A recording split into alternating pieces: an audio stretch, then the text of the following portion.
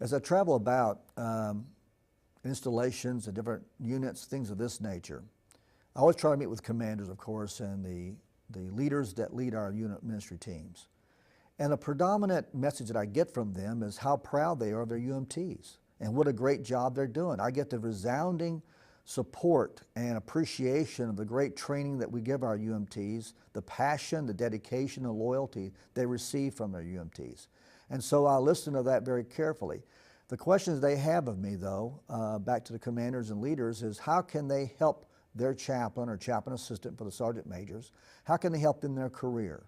How can they better lead them and be able to utilize them in greater, broader perspectives that possibly they're not aware of? So we have a great dialogue in this sense of how we can better lead our UMTs. And that's what I try to give across to them of career shaping, career lifestyles, and what will be challenging to our UMTs and how the command can help them. As I go and talk to the unit ministry teams themselves, I get this, I'm very excited about seeing the passion and the excitement they have. They're excited about what they're doing. They're excited and passionate about the great ministry, the great religious support that they're delivering to their soldiers and their families. And I don't see anyone out there, at least it's not to my knowledge and to my face, that has lost that passion and lost that edge of going where soldiers need for them to go, to being where soldiers require of them, to leading good worship, to leading and to good mentoring of morals and high values of spirituality. I see all that within them.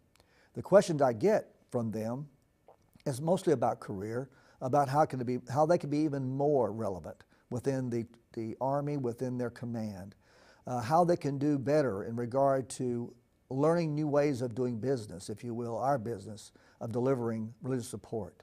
They have an inquiring minds, and they want to be able to be efficient, they want to be relevant, they want to have success as they see it. And they want to remain in the Chaplain Corps, they want to remain in the Army, for they see it as a great opportunity for them to do something that's exciting. They're excited about the varied type of ways that we can assign them to different kind of units and locations, things of this nature. And they're looking for leadership. They're looking for managerial ideas of how to be led. They want to know exactly how to be better chaplains by being mentored and coached along the way.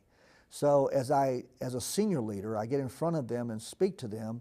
I give them techniques and I give them ideas and I give them ways to be able to be more relevant, and they just soak it up, and because they want to do more, want to do better than what they're doing now. And that's a great I think strength that we have within our Corps, is that kind of passion, and hope that every level keeps that passion no matter what.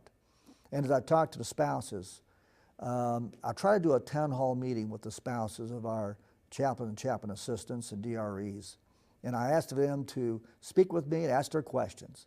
And their questions are quite challenging many times because they ask some very relevant questions. And they want to know how the Army runs. They want to know what's going on in the Army. They want to know how the Chaplain Corps is doing. And they want to know what's happening within their Army. And so they're part of the actual, population of our Army. They're not sitting on the sideline. They're invested in it, as they should be. The one concern they have, and that's a normal concern and a very important concern, is how we care for their spouse, their military spouse, if it's a chaplain or chaplain assistant that's in a military uniform. They'd like to know somehow that our Corps is caring for their loved one, their military soldier, in whichever capacity they're in, and that we have a chance to be able to reach out to them because they give so much to our Army. So how can us as the Chaplain Corps leadership care for them? Not only individually, but also as a family unit, seeking ways that we can be able to help them as families, to get them strong, to remain strong and resilient, and to help their spiritual needs in their life as well. Care to the caregiver, if you will. And so those are the main topics that we discuss.